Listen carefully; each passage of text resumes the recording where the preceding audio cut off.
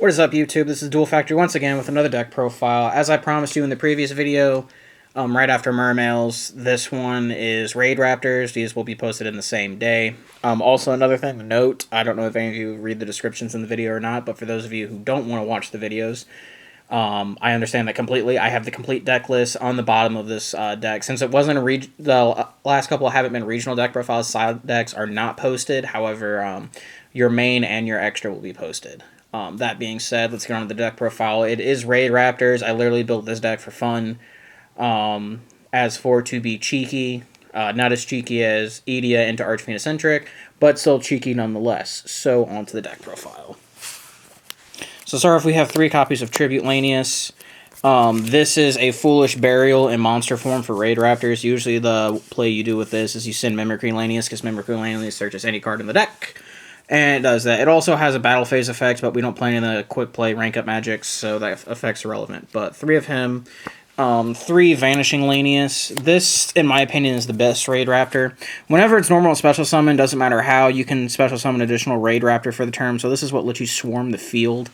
It's a lingering effect. It doesn't activate, so you don't have to use it right away, which makes it kind of neat.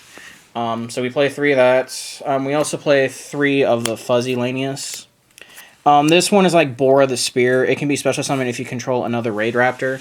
However, you can only go into Raidraptors the turn you activate this effect, so that kind of gives it a hindrance. However, it's good because this deck wants to go first and make multiple Force Trixes. So we play 3 of that, and whenever it goes to the graveyard, doesn't matter how it goes, it recurs a copy of itself, but that effect's only once per turn too. So it does have some limitations, but it's a necessary 3 of them in the deck. And then we also play 3 copies of Raidraptor Mimicry Lanius. This is the card you want to send almost every time you summon Tribute Lanius or you open Foolish Burial. So the turn that it goes to the graveyard, you can banish this card from your graveyard, and you can any Raidraptor card. So it's not just limited to the monsters, you can add the spells and traps like Raidraptor Readiness or Raidraptor Call.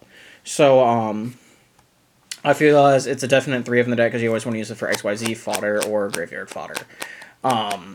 It also has another effect. When the turn is normal summon, you can make all Raidraptors on the field level 5. That effect's not very relevant. I have used it once or twice, but you're usually using it for the main graveyard effect. I'm going to play 1 copy of Sharp Lanius. It's not that great, however, its ability to switch the battle position of a monster, and then when it destroys a monster by battle at the beginning of main phase 2, you can special summon a Raidraptor from your graveyard. Makes for a quick rank 4 if necessary. 17 is kind of an awkward number in Yu-Gi-Oh! It's not as awkward as 1600, but it's still awkward, so only the one of. We play 1 Singing Lanius. This is kind of a tech choice. If you control an XYZ monster on the field, you can special summon it. That's its entire effect. So, with that being said, it makes making multiple Force Trixes turn 1 a lot more relevant just because you can search it off of Force Trix. And then the last one for the Raidraptors is I play 1 Last Trix. This card isn't very good right now, but it's still necessary as a one of because it gives you easy rank up plays with Astral Force and Raid Force. However, when Ultimate Falcon comes out, this card will be really good. So, for now, we only play 1. And then the only 2 non-Raidraptor cards you play in the deck is 2 copies of Summoner Monk. Because I feel like getting to your Vanishing Lanius and your Tribute Lanius is so important that you need to play this card. Plus, you play a kind of a hefty spell lineup. So, it has a lot of good synergy. Plus, it's a level 4 Dark, so it lets you go into Key Beetle. And that is it for the monsters. On to the spells. We do play 2 Raidraptor Call. I go back and forth between this and Swallow's Nest in the deck. Basically what it does is you target a Raidraptor on the field, and then you can special summon 1 with the exact name from your deck, and you can only activate 1 per turn. I like this card because it's searchable over Swallow's Nest, but Swallow's Nest gives me a little bit more freedom because this card limits me to Raidraptors for the turn where Swallow's Nest doesn't. So I can go back and forth on either card. I prefer this one over Swallow's Nest for now, but that can change. I play 1 copy of Raidraptor's Nest. It's like Black Whirlwind, but not nearly as good because you can only activate 1 per turn. So that being said, you can't get like 3 searches off this card, but more or less if you control 2 Raidraptors, you can add any Raidraptor monster from your deck to your hand, and it's once per turn. And being searchable, I play the 1 copy. And then onto the spells. I do play 3 copies of Soul Save Force. I feel like this is the best rank up, simply because this deck's just like Black Wings. It is very susceptible to mass destruction. This is if your opponent right-geckers you, dark holes you, anything like that, you're probably going to lose the game. There's just no ands, if, or buts about it. However, when you don't, and your Force Trix is in the graveyard, this spell card becomes very potent, because it allows you to go into any of your bigger rank up versions of your Raidraptors. Also lets you go into Cyber Dragon Infinity. So, that's why I play as a 3 of. And then I play 1 Astral Force. It does the same thing as Soul Shade Force, however, it doesn't bring it back from the graveyard, and it doesn't cost half your life points. So we play 1 Astral Force, and then I play 1 rank up Magic Raid Force to go into Blaze Falcon. That's literally the only reason I play it. And then in this deck, I only play 2 copies of Instant Fusion. Because of a lot of the cards restricting what kind of monsters you go into the turn, Instant Fusion isn't a necessary 3 of, but there are times you do want it. I do play 2 copies of Twin Twister, because if you're forced to go second, this deck doesn't deal with back row that well, so I want a way to clear it. And then I also play 1 copy of Foolish Burial. And that is it for the monsters and spells. On to the traps. I do play 2 copies of Icarus Attack, because it is a Winged Beast deck, and this card's still very potent. So we play 2 of that. The only archetype-specific trap I play is I play 2 copies of Readiness.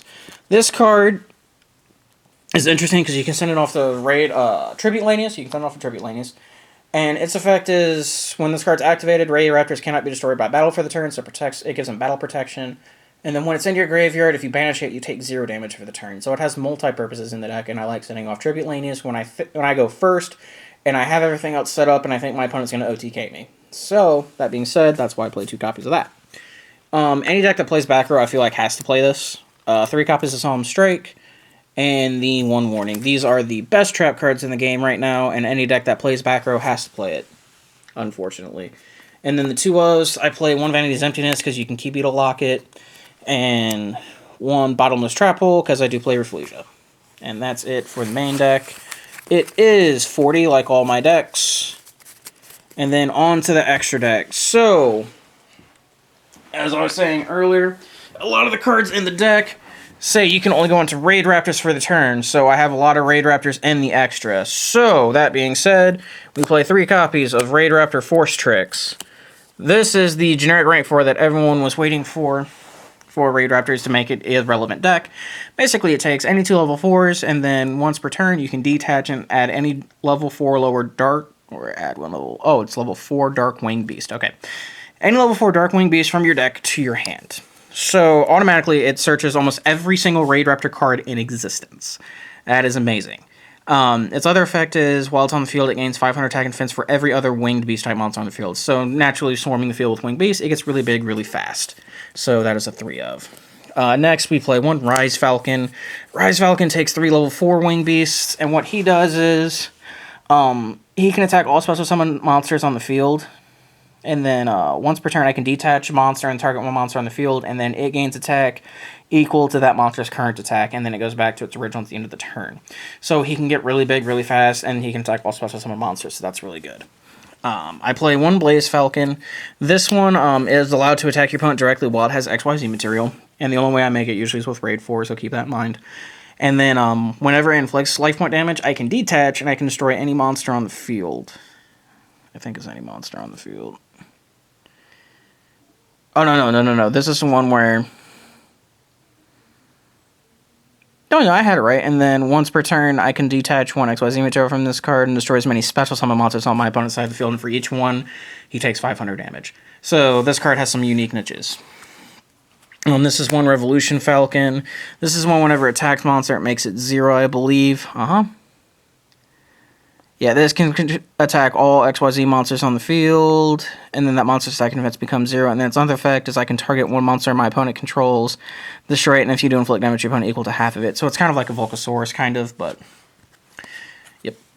And then I play 1 Satellite Cannon Falcon. I rarely go into this, but its effect is whenever it's summoned with an Raidraptor XYZ material, it destroys all spell and trap cards on my opponent's side of the field, and you cannot activate anything in response to this card's effect. And then also, I can detach 1 XYZ material, target 1 face-up monster my opponent controls. It loses 800 attack for every Raidraptor monster in my graveyard, so I can make a really big monster, really small, really fast. And that's it for the Raidraptor cards. On to the non-Raidraptors. I play 1 Castell. It's a Winged Beast, so it works with, what's called Icarus Attack, and it's the best generic rank 4, so that's why we play it. I play 1 Master Key Beetle, because everything in my deck's dark, and Key Beetle Emptiness is really, really good. I do play 1 Utopia, and then 1 Utopia the Lightning. 1 Trap Trix for Flesia, because it's a good turn 1 play to go to. 1 Diamond Direwolf, because everything in the deck is Beast or Winged Beast, so it's really good. And then I do play the 1 Infinity for the Soul Save Force, and then I play the newly limited Norden as a 1-of in the deck. So that was my Raidraptor deck profile, guys. Always remember to like, comment, subscribe, and remember, if you guys don't want to watch the video, the deck list will be in the description. Thanks for watching.